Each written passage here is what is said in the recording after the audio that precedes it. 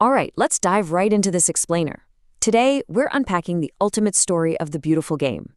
We are going to trace exactly how a very small, well-intentioned sporting committee transformed into a multi-billion-dollar global empire, and then how it nearly collapsed completely under the crushing weight of its own secrets. $5.8 billion. Now, that wasn't FIFA's revenue over a decade. No, that was their reported revenue in the year 2022 alone. Through massive broadcasting rights, global sponsorships, and ticketing, they ended their 2019 to 2022 cycle with cash reserves of nearly $4 billion. It's an absolutely staggering amount of money. And this brings us to a mind-boggling question, one that's really going to act as the compass for our entire explainer today. How did a nonprofit organization orchestrate the world's most beloved and celebrated tournaments, only to eventually see its top executives arrested in dawn hotel raids by international authorities? Section 1. Building a global football empire. To truly grasp the scale of the fall, we really have to understand the rise. Back in 1904, FIFA was just a humble gathering of 7 European nations in Paris. Believe it or not, the British home nations actually rejected the idea at first. But, driven by leaders like Jules Rimet, who saw football as this universal language, the idea spread like wildfire. By 1913 and 1914, the Americas joined the club. And by 1930, FIFA achieved its grand vision, launching the very first Men's World Cup in Montevideo, Uruguay. Back then, it was just 13 teams taking difficult, long journeys by ship just to get there. Section 2. The World Cup Spectacles. If you want to understand FIFA's immense wealth today, you just have to look at the explosive growth of its tournaments. As we said, we started with just 13 men's teams in 1930, and the inaugural Women's World Cup in 1991 featured just 12 teams. But fast forward to today, we are looking at massive 48-team mega events planned for both the 2026 men's tournament and the 2031 women's tournament. The sheer scale of these events, literally drawing billions of television viewers around the world, is exactly what drives that $5 billion revenue machine we talked about earlier. Now, while the tournaments have expanded to include nations from every corner of the globe, a few select teams have historically dominated the pitch. Brazil leads the men with 5 titles, followed closely by Germany and Italy. And on the women's side, the United States has been an absolute powerhouse, claiming 4 titles since the tournament's inception. These iconic victories are what capture the world's heart, for sure. Section 3. Decades of secret bribes. But here's where the story takes a dark turn. As these events generated unprecedented billions, the celebrations on the pitch gave way to some really dark secrets in the boardroom.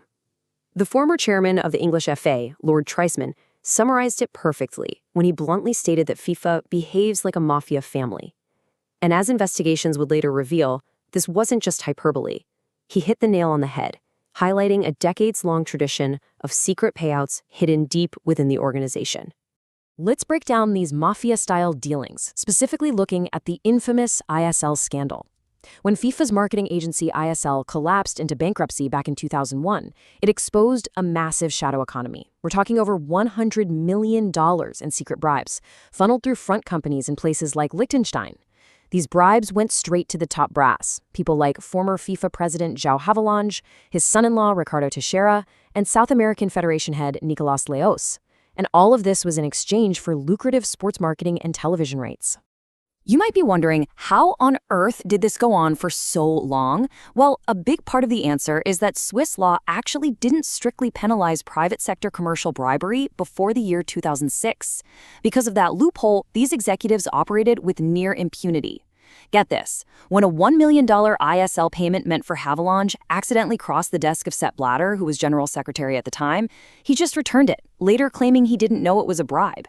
FIFA's own ethics report later called Blatter's actions clumsy, rather than criminal, precisely because there were virtually no internal ethics rules on the books back then. Section 4, the 2015 corruption crisis. However, decades of unchecked kickbacks and a culture of greed eventually brought the whole house of cards crashing down.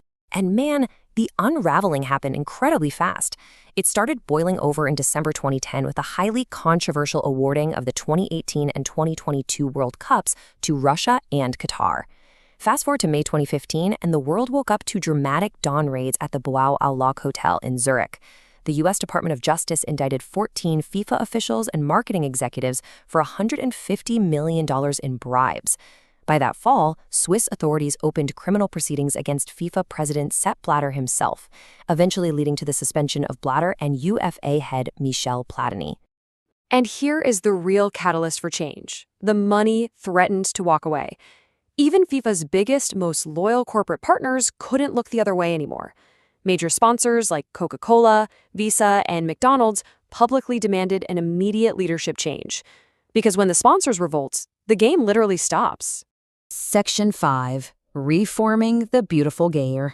So, with its reputation in absolute tatters, its top executives banned or facing jail time, and its sponsors furious, FIFA was forced into a painful, highly scrutinized rebirth.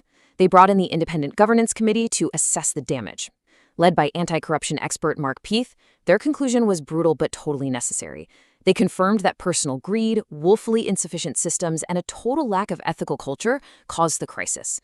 To stop the bleeding and rebuild trust, the committee recommended, and FIFA actually began to implement, some core fixes.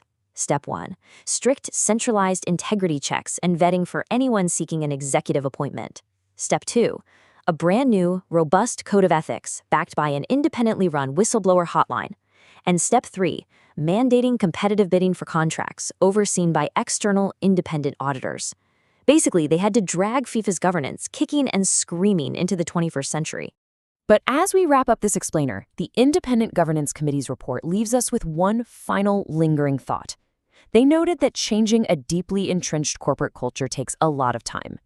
So the question remains, can an organization with such a profound history of self-enrichment truly reform itself completely from the inside? Or does the beautiful game need permanent outside watchdogs to keep it honest? It's definitely something to think about the next time you tune in to watch the World Cup.